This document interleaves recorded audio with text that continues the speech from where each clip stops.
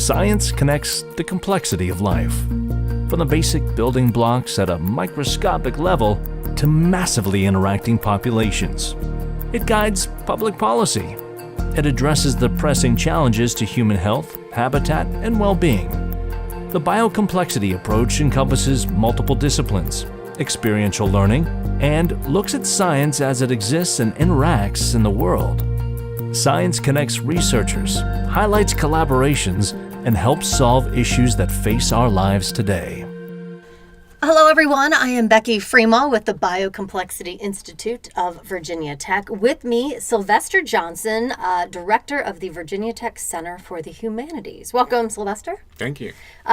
Let me give you the opportunity to tell us a little bit about this job, and from what I understand, a very new job, not just to you, but for the university. Absolutely, sure. I'm delighted to be here, so thanks for the invitation.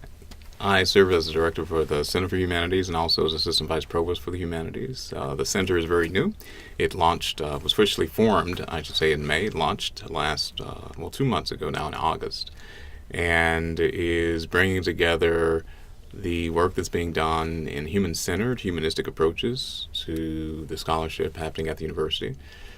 So that certainly is inclusive of what people think of as traditional humanities disciplines. You think of English, you think of modern classical languages and literatures, etc., philosophy, but it's also really concerned with the human condition, with big questions about human identity and humanistic issues that are becoming even more urgent for our universities, for our society to address. Myriad approaches, certainly transdisciplinary ways, very resonant with Beyond Boundaries. And in the role with leading the center, I'll be able to engage with faculty, certainly within the College of Liberal Arts, Human Sciences. That's the college within which that center has been established, but also across the university. You know, we have big data now. We need big humanities. We need very big tent, capacious understanding of what it means to be engaged with the kinds of research, study, questions, and impact and engagement around the human conditions and the human future of our society. You know, and I kind of going down that exact same path, you know, we're known here at Virginia Tech for science, and of course at the Biocomplexity Institute, our research and engineering. It's a big university for engineering. Where do the humanities play a role when it comes to educating the students of Virginia Tech? That's a great question. It is really, again, to point to the Beyond Boundaries vision, we want the humanistic, human-centered approach to be across the university. So that the center is in the college, but it's reaching across the university. My role as assistant vice provost for humanities is a university-wide role. It's very significant that the university has created a way for humanistic approaches to be relevant to all the campuses, to all the colleges. So the shortest answer is that we want the humanistic approaches to really be cultivated and to intersect very widely across all of the learning that happens at this university. There are some ways we're seeing that begin to develop. The Calhoun Discovery Program, for example, is going to be introducing a transdisciplinary approach to educating students in 8 programs at this university. The design of that learning experience already includes the arts and humanities, and I think that is very indicative of the larger direction of the university. And I was going to ask you a little bit about some of the programs you'd like to develop in this new role. And I think when you start out in a new role for a new center, you have this clean slate, which might be a little scary, but is also beyond exciting. What is your vision? What are you hoping to see? Yeah, so the most important thing I'd want to communicate about what will distinguish the Center for Humanities is its effort in promoting the leadership on the human side of technology. So Virginia Tech is well known for driving the leading edge of research happening in technological innovation. But technology is not just about technical innovation, it's also about societal impact. And I could give lots of examples of how that's happening, but very quickly, just to understand that we're trying to figure out how to have democratic elections in this country, largely because the technology has presented not only tremendous opportunities, but also really difficult challenges.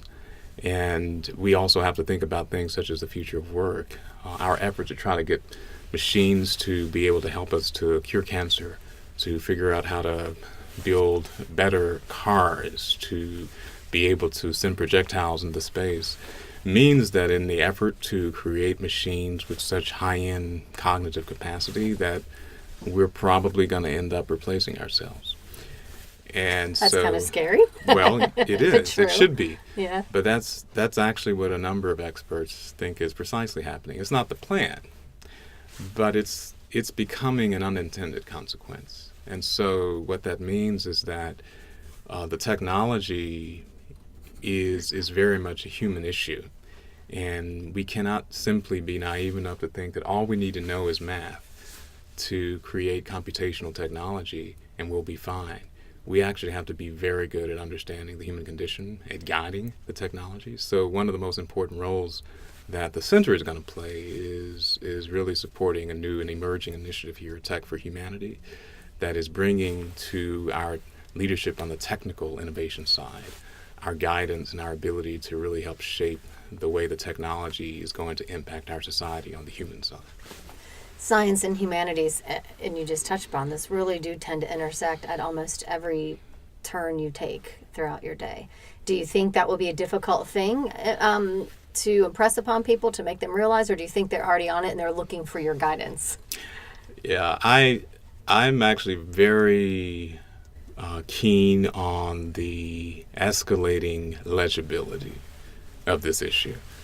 So I think 15 years ago would not have been so easy to get people to pay attention. Mm-hmm. I think in another decade, every major university will devote an institutionalized, concerted effort to the human side of technology, just because it's going to threaten to undo us.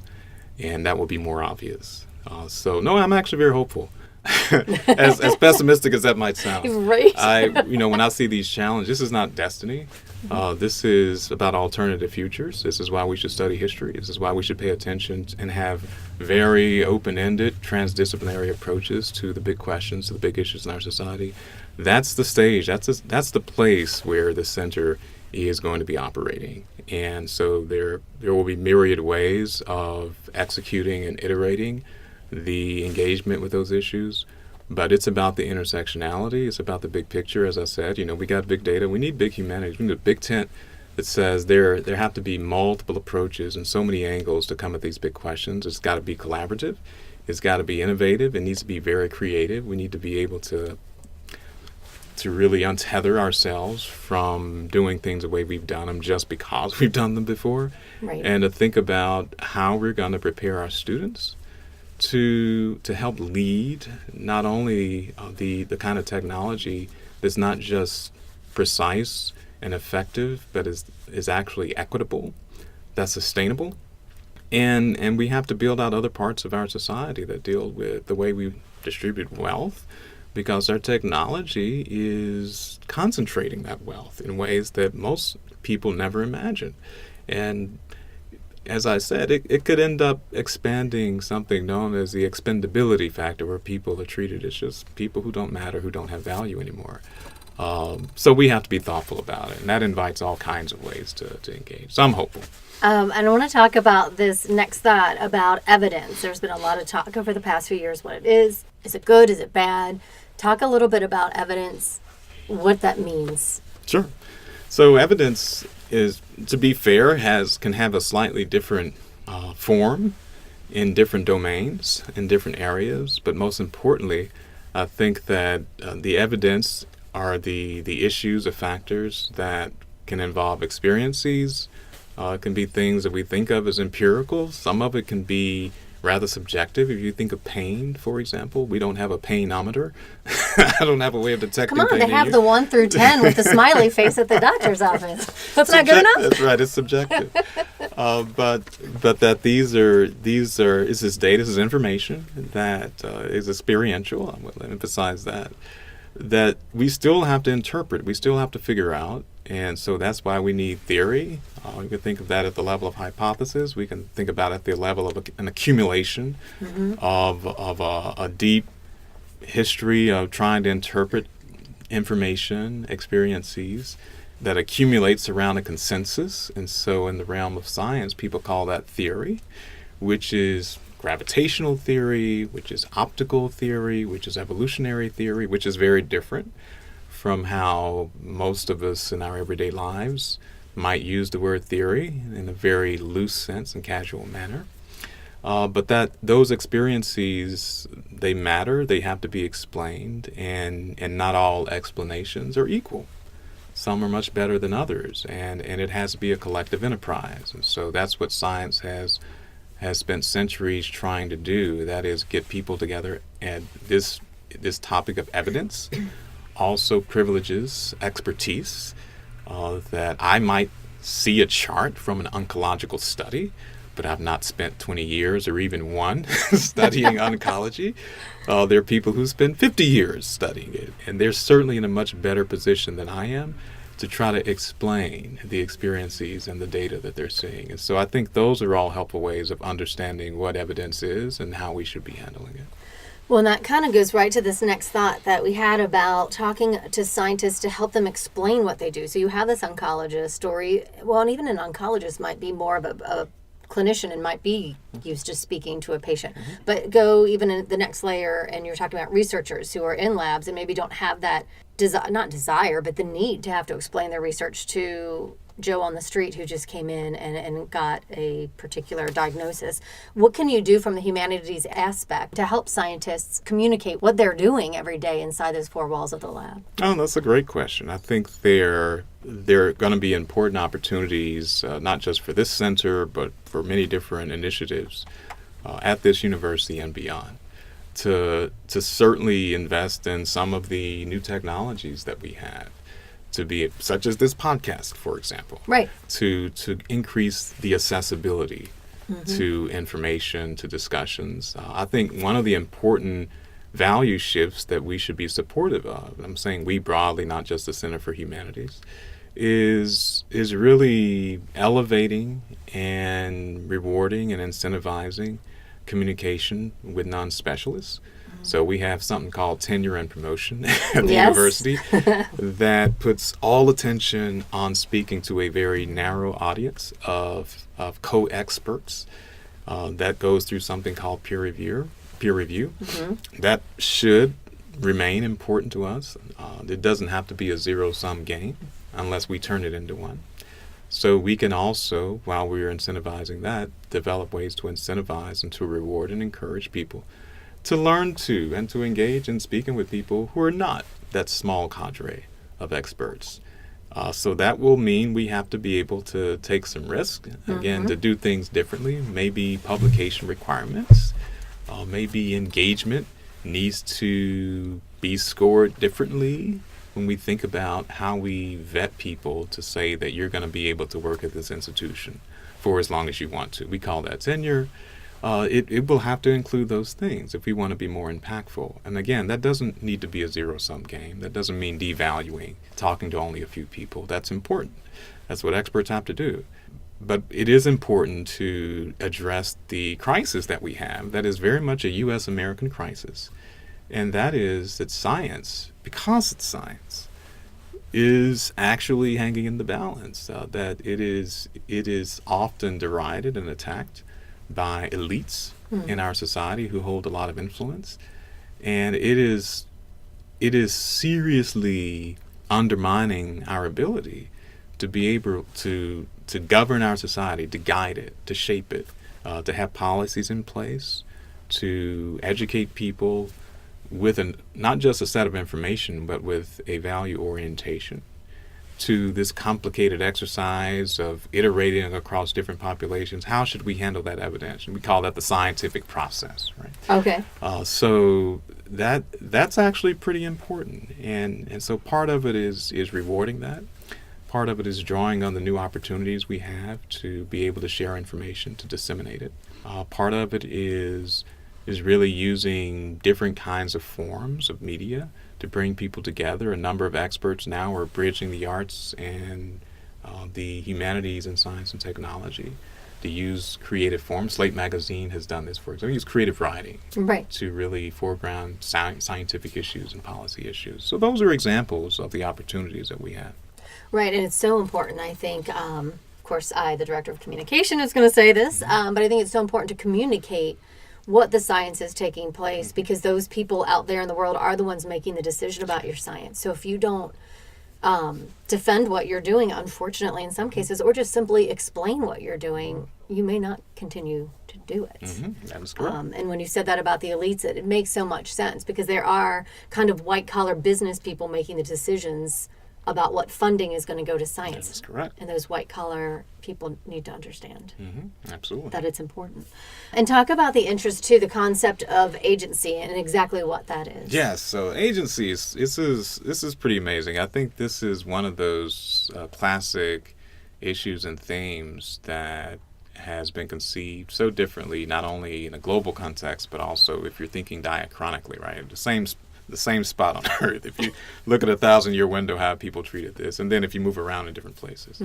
So you take something like the microbiome now, and the fact that we have so this is a little bit under debate to what extent exactly, but the consensus has been for many years we have more bacterial cells in what we call the human body than we do human cells, and even if it's around the same, or if it's significantly more than the other. The point is that we have to think very differently about the common notion of being human, of who gets to decide things. So I might say that I want something to eat. We now know that bacteria in our gut have spent millions of years evolving the capacity to signal to what we call human cells, so that the set of processes that gets experienced that Sylvester Johnson feels like, oh, I'd really like some whatever, apple pie or some ice cream right now. Well, my gut bacteria like eating that, and so they make me feel like I do. So do I really have control over my desires? Can I really say that I, Sylvester Johnson, want to eat ice cream? Need it. Or need it. That's right, gotta have it. And so you take something simple like that, and you take other more complicated processes. So there are three areas that this Tech for Humanity initiative is going to try to bring attention to. And one of those is synthetic biology, our ability to do everything from precision medicine to really chimeras, combining human DNA with non-human DNA in order to, let's say, grow a human heart in the body of a pig for a transplant or something like that. But also AI. Machine intelligence, and something closely related to that is human-machine symbiosis, combining people, biological humans, with machines. So the Pentagon, through its Defense Advanced Research Projects Agency, or DARPA, for more than a decade now, actually over 12 years, has been funding research to implant electrodes into the brains of traumatically injured soldiers. Couple of reasons. One is medical therapy. So people sustain traumatic brain injury, want to have restored capacity to be able to walk again, move with a limb again, have normal speech again, or be able to have memory restored. So these implants are going to be able to restore that capacity. In fact, this is already happening at some level. There are now smart prosthetic limbs that allow a person to feel what they're touching with an artificial limb. I was just at a DARPA talk here on campus last Thursday or last Friday, and the current director of DARPA was showcasing some of this new technology. So that's really medical intervention. Then there's also the pure enhancement, that is using these implants in order to really engineer capacities in a soldier that goes beyond that of a normal human. And this could be a range of things, not only with strength, but you think about the ability to communicate wirelessly. For example, say between a human and a drone, or between other humans who have this implant.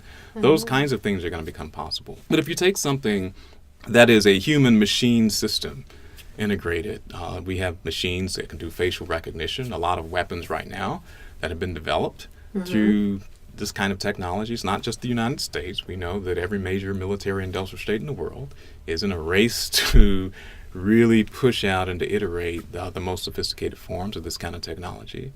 Then you have a different kind of question. Let's say some soldier who has an implant who's part of what we can call a collective autonomy system. So decisions are getting made across a network, and you have a human or more than one human who's part of that network because they're sitting at a desktop typing in commands or receiving data, or they have an implant, or they're somehow networked into it through some other way. how do you understand who's making decision? Let's say war crime gets committed by someone who has an implant. Well, who's responsible if something goes wrong? Do you charge the manufacturer of the implant? Is it the military supervisors who require that person to be upgraded, to be enhanced? Right. Let's say that we still want to make an argument for human agency. So there are people who have had brain injuries. They've gotten these implants to help them to move a limb again. It's not a military project, even though it's military technology. But hey, we have GPS for the same reason, so that shouldn't be a foreign concept. Let's say that means that 1% or 0.01% of their brain is actually machine. But what happens when it's 1% or 5% or 10%? Are we going to start to question their humanity and say, well, you're 90% human? Are we going to say, we're just going to see you and this machine part the way we've treated you and your microbiome? We're just going to call it you. It doesn't matter that it's not human DNA. That's never bothered us before over the bacteria in our gut. Why should it bother us if we have a machine implant? Or are we going to legalize a system of discrimination that then creates all these gradations of being more human, less human? So, you get into the political implications of something called agency. How do these things happen? There are many. I'm teaching a course this semester, actually, that tries to look at these issues and does it through classic texts of Aristotle, what makes things alive. And then we read brain science, we read about these human-machine symbiotic systems, to try to get to some of these political and theoretical and cultural questions. The answers are not clear, but the questions are coming. They're coming quickly. I would say they're already here. They actually are here already, and they're going to proliferate. Right. And just ask DARPA. They're not ending any of their research just because the questions are hard. These kinds of questions are hard.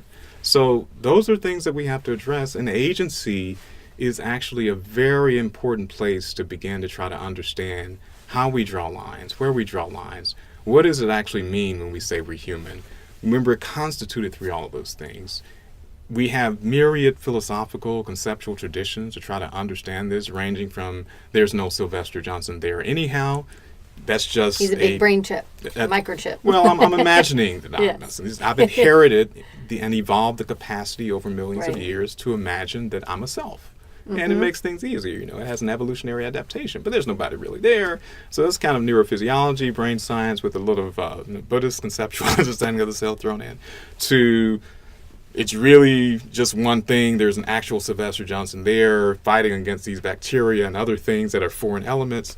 We have some important questions to answer, and so agency has legs. It's an important way to try to begin to create an interrogation space and to develop it in a richly transdisciplinary way. Let's look at a quote that you were quoted as saying, what's at stake in the rapid advance of digital technologies is literally what it means to be human, Absolutely. As you've just discussed. So how does the Center of the Humanities, is the Center of Humanities going to help answer these questions? Yes, we are. We are going to You're churn like a out man answers. on top of the mountain who knows everything. Well, who's asking big questions and throwing them down? What role will the humanities have in these big data, big question scenarios? It's a great question. So there will be different pieces that I think the most important one is an emerging initiative here at Virginia Tech, Tech for Humanity. That's emerging as a university-wide initiative that, again, is bringing to our established leadership on the technical innovation side, the leadership on the governance of technology, that is the guidance of it. How are we going to really address it with the eye on the human level societal impact? And some of that, the answers to those kinds of questions will involve things that may certainly be technical, but a lot of it is really about policy. A lot of it is really about how we structure institutions. Some of it is future of work issues, since we're dealing with an unparalleled acceleration in concentrating wealth into fewer and fewer hands. But we still have billions of people on this planet. Are we just going to make that 90% or 95% entirely expendable? We don't care. There's no need for you to work anymore. We have a machine that can do in 30 minutes the financial analysis that we used to pay someone to do for 4 months. Right. So what's going to happen to that financial analyst who's been working at Goldman Sachs Are we just going to say, you can go live on the street with all the other people we've treated as expendable? Yeah. Or are we going to change how we do this? So the center is going to be part of this university-wide initiative that is really advancing the attention toward the human condition, partnering through and working across the destination areas and strategic growth areas. For example, we have something called the Equity, Social Disparity, and Human Condition strategic growth area. And these are transdisciplinary, big topic themes that pull together people from across the university and across our campuses in order to develop ways to tackle a variety of issues.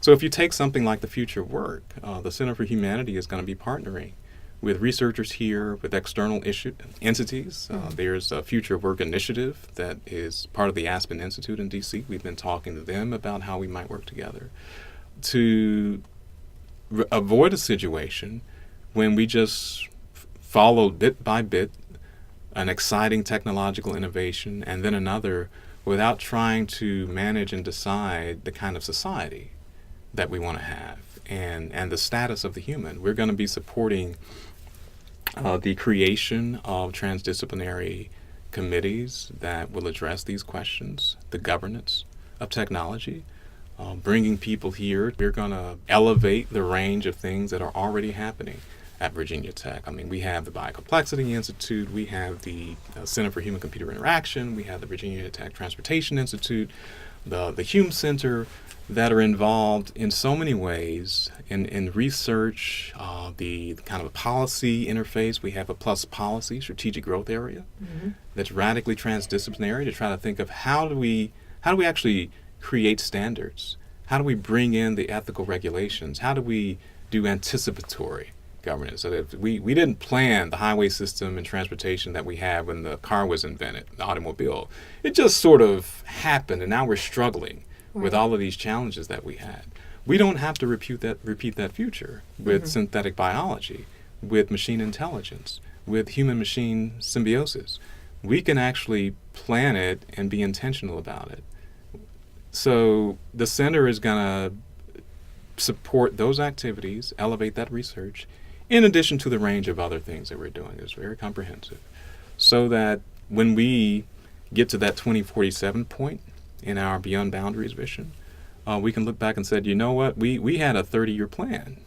It was not 30 years of things happening accidentally, but we actually collaborated, we charted it out, we engaged with the range of partners in private industry. We used our status as a leader in technology in a technological era to humanize it, not to treat it as all technical innovation, but to understand that the human side of that technology is equally important. That is where we placed our bets across those areas. So that's what the center is going to be supporting. Talk about the center, its newness, the concept that the center that you've just discussed. Does it have a lot of company from other universities or other universities doing this? Is this a newer concept? It is newer. Fortunately, there is a small number of other universities that have devoted concerted effort and attention toward the human side of the technology. And, it is, one might say, unfortunately, most universities still think of technology as technical only. And where's the arts and humanities? Why is that relevant? Has not really yet happened. The typical model is preserving the humanities, almost in formaldehyde. We're always going to have it. Don't worry. We think it's important, without understanding how it should not be placed in formaldehyde and preserved. It needs to be integral to what's happening across the university. Most universities are not thinking about it that way. As I said, we were at the beginning of a new trend. There's new philanthropy now that is going to support ethical standards, policy initiatives, the humanistic concern, what may best be called and is called the governance of technology that is human-centered. How are we going to manage this with the assumption that we actually need to be thoughtful about whether we have a human society, because of the figures such as Stephen Hawking and others who have raised attention to technology as presenting an existential risk. And so he was talking about AI, but you can say this about a number of things. They're not being alarmist. they're saying that in our effort to, I mean, I'll put it this way: Yuval Harari has written multiple works addressing this, from *Sapiens* to *Homo Deus*, is a more recent work.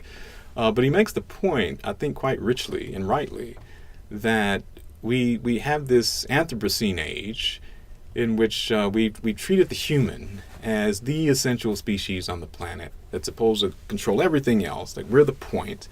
And he has different ways of saying this, but basically we've elevated ourselves, and our technology is being used in order to elevate our own comfort and address our needs and desires. But we're reaching a point in which that technology could actually unseat us. And one way that we see that especially is through the machine intelligence. Again, you want to get a machine to help you think about evidence, to interpret it.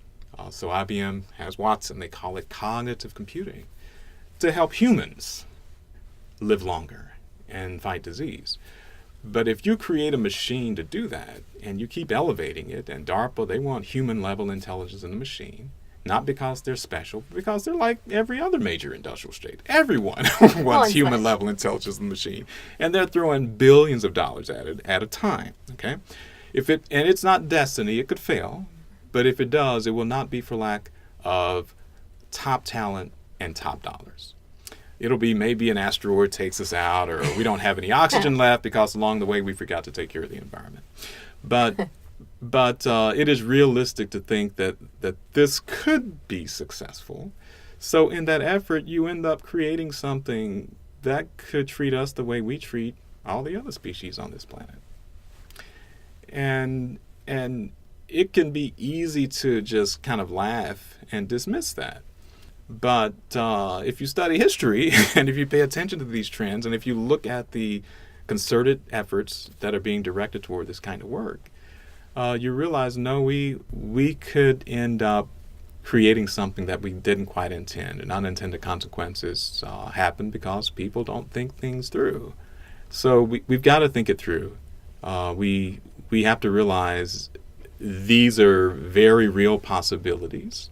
Right. And then we have to be intentional. We have to govern the technology. So most universities are not doing that. I call that opportunity. There you go. It's our opportunity. I have found Virginia Tech to be an incredibly humanistic place. And what I mean by that is that it's a university with tech in its name. And people often say and feel that, well, as some people told me when I first came here, the humanities, they don't take us seriously. And what I said to them, I said, every university I've ever been, the humanities, people in the humanities feel that way. And it's not so much about the university. That feeling does not make Virginia Tech any different. What actually makes Virginia Tech different is that it's investing in the humanities and humanistic, human-centered. So we have a humanities center. We have a vision called Beyond Boundaries that is highly integrated, that is investing in the decision that this university made decades ago to become a comprehensive university. We've had a decision here that our students in engineering are not going to be more than a third of the student body, even though we could grow up more than that and make more money. There's actually a different calculus that is guiding the growth of this university, and that is true not just within central administration here. That's the Board of Visitors. I've heard this myself in a direct conversation from members of our board, that they value this humanistic approach. They see that as being a valuable distinction of this university. So that's what I mean when I say that Virginia Tech is actually very humanistic. And the other is that, you know this yourself from being here, but you can go to any part of this campus, the College of Engineering, all the usual suspects, there you go, and you can find people who are not only deeply invested in the larger big human identity issues, but they're working on it. They support it. If you look at the advisory board for the center, advisory committee, I should say, you will see people from across the colleges, from the College of Engineering, from the business college. We will eventually have people on the medical college. It just became a formal part of the university's college structure, across the campuses as well. And that is indicative of what I mean. That actually is what distinguishes Virginia Tech from these other universities. So we're going to join a small number of universities that right now are saying this is how we are investing our energy and our resources. We have a vision for 2047. We're not trying to be like we were 50 years ago. We're trying to be like what we need to be to thrive in 2047. And we have a 30-year plan. We're thinking ahead in decades. And when we have that perspective on the challenge, and when you say, and when you commit to, and when you institutionalize structures that foreground the humanistic, the human-centered approach as being a full part of the future of your university, of the way it's educating students, of the way it's conducting research, of the way it's doing the engagement that happens across the university and externally with partners and civic engagement, you have a unique formula. And so that's why I'm very optimistic about it. As I said at the beginning, I do think there is a rapid escalation in the legibility of these challenges. When Mark Zuckerberg is in D.C. because the officials at our highest level of government are trying to figure out how to have democratic elections with the leaders of our tech companies, Yes. the ground has shifted. 20 years ago, people would have said, why would you be talking about technology, rather democracy, with some tech company? But now we understand that things are getting done increasingly through the technology. And the control of that technology is the locus of the architecture of how our social systems work, which is why the question of who governs, who guides that technology becomes important. So no, most universities are not doing this. I think that's going to be different in 10 years, but in 10 years, we will have established ourselves as a committed partner institutionally in addressing these big issues. You know, and kind of wrap this all up, I think the human side of this, we want answers. If we have a question, you feel that you've come to a conclusion and that topic has been wrapped up when an answer is given. However, it seems like this has kind of an emotional intelligence to it of you need to be able to sit happily in the question for a good long time and to really think through potentially an answer, or that maybe there won't be one and you need to go in a different direction. But with that thought process, is there any kind of last question that you could leave with listeners that they don't have to have an answer to, that this might be something good to think about as you're moving forward with your day? Yeah, I will say this. What does it mean to be human in an age of intelligent machines and human-machine symbiosis? What does that actually mean? And I say that by wanting to make visible the fact that the category of the human has functioned quite perversely. It's been used to exclude most of the world's population over categories of race, of gender, of so-called civilizational status. And it's also been used to do positive things to advance what we call human rights, for example, to try to create and institutionalize ways of mitigating structures of human suffering that are political and human in origin. So what does that actually mean?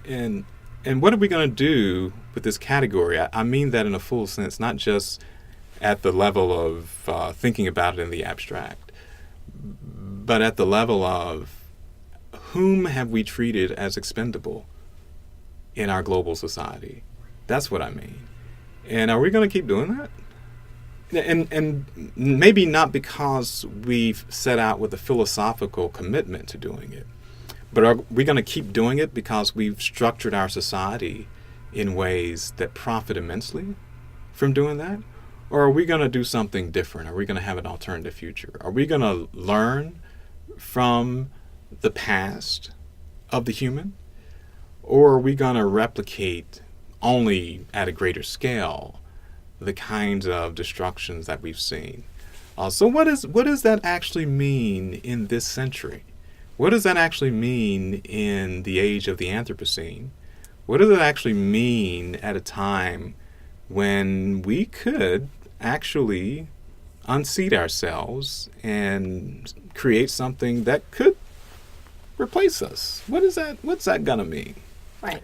All right. Well, we will leave that thought as you're out there, I don't know, running on the Greenway in Roanoke or listening in your car on your way to work somewhere.